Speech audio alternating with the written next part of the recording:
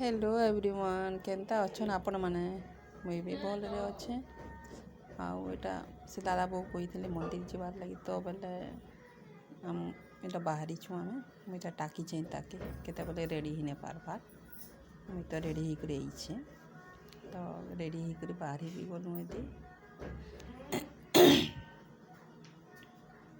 तो देखो रेडी ही करी हमें रास्ता के भी पड़ी आलु ना मंदिरटा पाखे बोली करी आम चलते पड़े जासु ना बहुत दूर है भी तो बाइक रे जाके भी पड़सी देखो रास्ता माने मंदिर मजा करी करी आम जाऊँ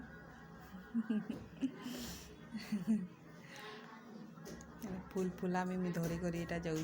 चढ़ावार लगी शिव भगवान के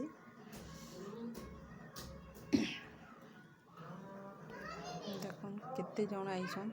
पछे आहरी बेसी लोग आसन तो एन भोग रंधा हो देख आपण मैंने भी आईटा से बंद है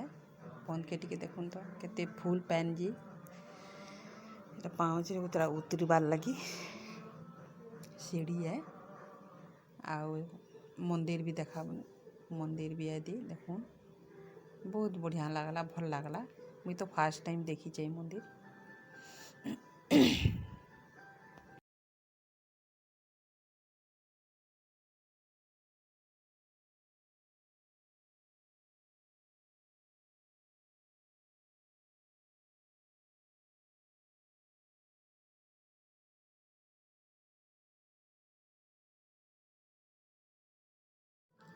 से मंदिर भीतर देखुन